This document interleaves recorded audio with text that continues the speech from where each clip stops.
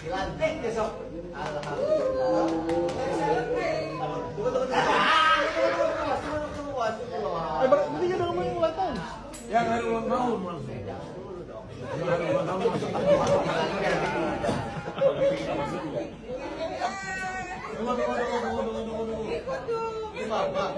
Efisiensi untuk Danantara juga. Aduh mak, kalau bangkrut gak bisa diaudit pula. Waduh. Dan orang-orang yang di sekitar Danantara reputasinya ngeri juga. Kayaknya kita harus siap-siap latihan bahasa Inggris deh. Buat yang bilang saya nyinyir doang, modal sok tahu dan seolah-olah nggak suka sama pemerintahan ini, nih lihat fakta terbarunya. Apa yang saya sampaikan betul, bahwa Luhut itu bilang Danantara itu nggak ada tuh titip-titipan. Ternyata ponakannya sebagai CEO ya, sebagai CEO loh, salah satu bos di Danantara, ponakannya Luhut. Dan ini nih, gimana nggak titipan? CEO-nya Rosan, orang Gerindra, Dewan Pengawasnya Erick Thohir, Dewan Penasehatnya Jokowi dan SBY, ya. Jadi apa yang saya sampaikan di video TikTok sebelumnya itu betul, bukan saya nyinyir doang, ini fakta dan kita harus waspada. Udah banyak contoh orang yang kemudian korupsi di lembaga-lembaga yang jelas-jelas bisa diawasi dan diaudit. Dan antara 15.000 loh asetnya. 15.000 triliun. Waduh, kelihatan bahagia nih Pak Bahlil. Apa mungkin karena ada garapan baru yang bernama Danantara? Apalagi Danantara ini tidak dalam pengawasan KPK. Jadi yang berniat untuk korupsi tentunya sangat enak, sangat empuk. Nah, peluncuran Danantara ini yang baru-baru dilakukan oleh Pak Prabowo tentunya menuai beragam komentar dari rakyat Indonesia. Sebagian rakyat bahkan sudah ada yang menarik tabungannya di bank yang dinaungi oleh BUMN. Saya kira mereka betul-betul sangat khawatir. Apalagi yang mengawasi Danantara ini adalah orang yang terkorup nomor 3 di dunia. Jadi wajar jika rakyat ragu, dan bahkan Pak Prabowo sendiri menyampaikan bahwa wajar jika ini meragukan. Nah sahabat-sahabat, untuk itu kita lanjut dulu videonya, bagaimana komentar dan penjelasan netizen terkait dengan Danantara ini, dan komentar monohok juga yang dilakukan oleh bapak-bapak terhadap Pak Prabowo dan juga Jokowi. Untuk itu langsung saja ke videonya. Hari ini Danantara di launching, kira-kira akan jadi anugerah atau musibah bagi perekonomian Indonesia.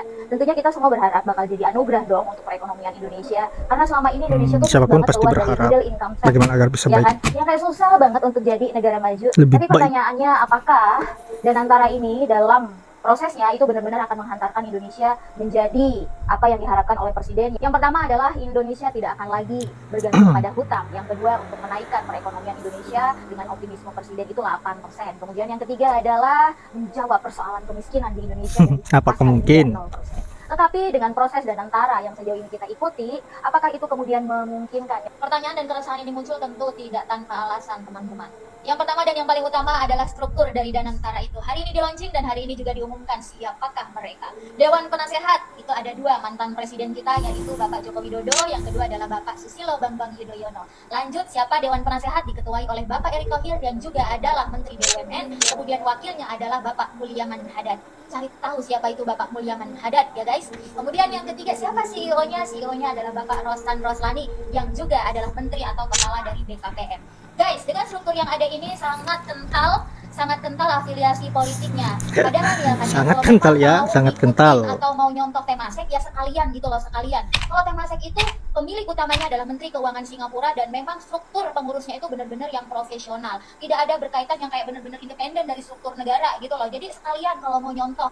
Karena dengan struktur yang ada ini, saya mengkhawatirkan tentang netralitas dan independensinya mereka. Yang kedua, sumber pendanaan Danantara. Kita tahu bersama bahwa sumber pendanaan Danantara ini berasal dari hasil efisiensi anggaran yang totalnya 750 triliun dibagi 2 untuk MBG, dan total 20 miliar US dollar diberikan kepada Danantara untuk dikelola. Bagi saya, demi Danantara, negara ini mengorbankan kepentingan dan hak-hak dasar masyarakat atas kualitas pelayanan publiknya dan pendidikan serta kesehatan dan hal lainnya yang kemudian itu berkaitan langsung dengan kesejahteraan masyarakat. Yang ketiga, keterbatasan KPK dan BPK dalam mengaudit Danantara. Ini menunjukkan bahwa Danantara akan menjadi satu super holding yang eksklusif dan tidak transparan. Meresahkan bukan?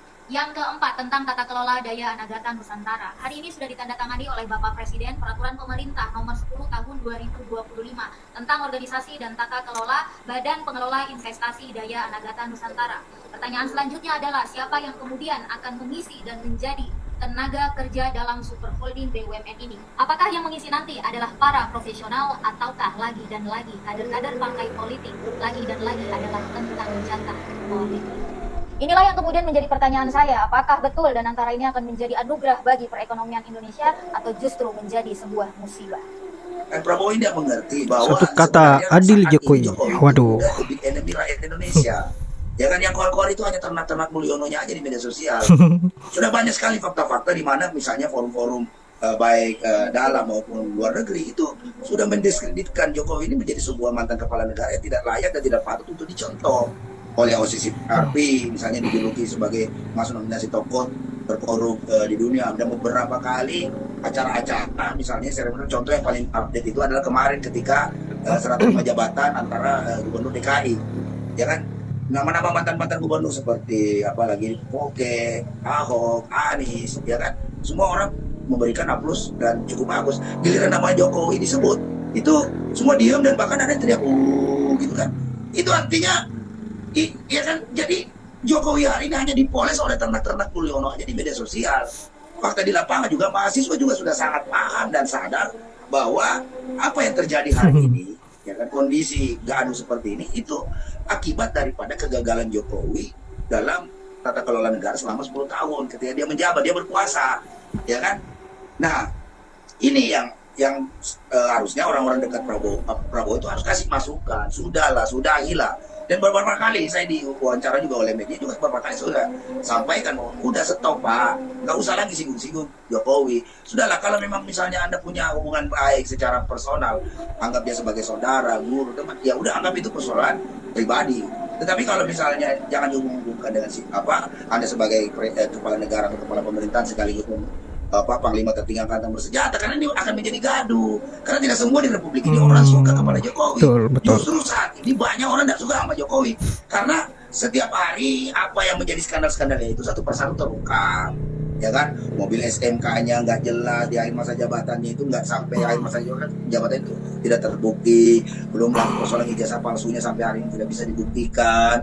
Nah, terus persoalan janji dia menciptakan 10 juta lapangan kerja melalui undang-undang Omnibus Law ternyata hanya menyisakan persoalan pengangguran hari ini terus bertambah.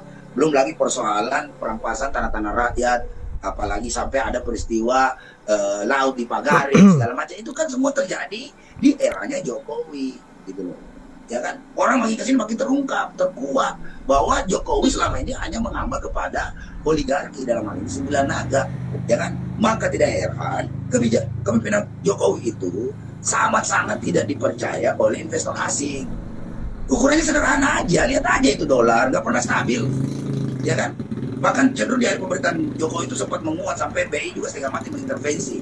Belum lagi investor-investor asing itu nggak masuk ke Indonesia, larinya ke Vietnam, ke Thailand, ke Malaysia, negara-negara tetangga kita. Nggak ada yang masuk ke Indonesia. Yang masuk ke Indonesia itu hanya urusan investasi terkait masalah perusahaan-perusahaan pertambangan dan mineral. Ya karena yang di tempat lain nggak ada lagi, cuma ada di Indonesia. Tapi kalau untuk industri lain, barang dan jasa, ini sama sekali dalam hal ini ya publik amat sangat tidak percaya dengan investor asing, tidak percaya dengan pemerintahan Jokowi yang dianggap sangat tidak demokratis, berwatak korup, pelanggar hak asasi manusia, ya kan? Lengkap. Nah, ini harusnya menjadi pelajaran bagi Prabowo untuk tidak lagi menjadikan apalagi ini contoh yang baik. Masa orang mau dicontoh, orang punya pikiran apalagi ini sen kanan belok kiri, ya kan, bikin statement bukan mudik tapi pulang kampung, ya kan, ini sedimen bukan pasir laut, sudah tapi belum, ya kan. Aduh. Yang apa kepala negara macam apa model kayak begini bicara-bicara, ya kan, seperti ini. Jadi nggak usahlah Prabowo itu ikut-ikutan bilang endasmu juga. Kalau memang kami itu sebagai presiden, kepala negara, sekaligus kepala pemerintahan, sekaligus panglima tertinggi ABRI, sudah tahu menjadi pejabat di negeri ini harus siap dikritik. Yang berkali-kali Anda betul. sampaikan, silakan kritik konstruksi, secara konstruktif, membangun. Lah emangnya nggak membangun ketika misalnya masyarakat mengkritisi, Anda bicara efisiensi anggaran. Di sisi lain, Anda membuat kabinet ini gemuk, menjadi 48 kementerian. Ada 48 menteri, ditambah 59 wakil menteri, belum lagi utusan-utusan khusus, belum lagi kepala-kepala badan, tambah lagi staf khusus yang diangkat adalah influencer-influencer, orang yang tidak punya kapasitas di bidangnya diangkat menjadi staf khusus. Pantasan aja informasi yang masuk ke istana itu ngawur pol, nggak ada sesuai dengan situasi di lapangan, gitu loh. Ya kan orang bicara Indonesia gelap, Anda jawab siapa bilang Indonesia gelap? Indonesia gelap. Harusnya Anda dengarkan dulu kenapa mesti muncul istilah Indonesia gelap itu. Kenapa juga mesti muncul hashtag kabur aja dulu, ya kan? Yang disuruh ngomong kayak si siapa Luhut Binsar Panjaitan, orang yang punya kekayaan 1 triliun lebih, tinggal di kawasan Kuningan, perumahan mewah, yang nggak ngerti dia situasi bagaimana hal-hal kesulitan dihadapi rakyat. Persoalan bagaimana gas LPG 3 kg kemarin yang kesulitan masyarakat sampai antrinya juga ada yang meninggal, menterinya nggak diapa-apain, tidak punya tanggung jawab, padahal ada yang mati gara-gara ngantri segala macam. Tidak ada lagi menteri-menteri kita itu punya tanggung jawab moral, tidak ada, ya kan? Moralitas mereka sebagai pejabat, sebagai pengemban amanah, penderitaan rakyat itu mereka sama sekali tidak ada lagi.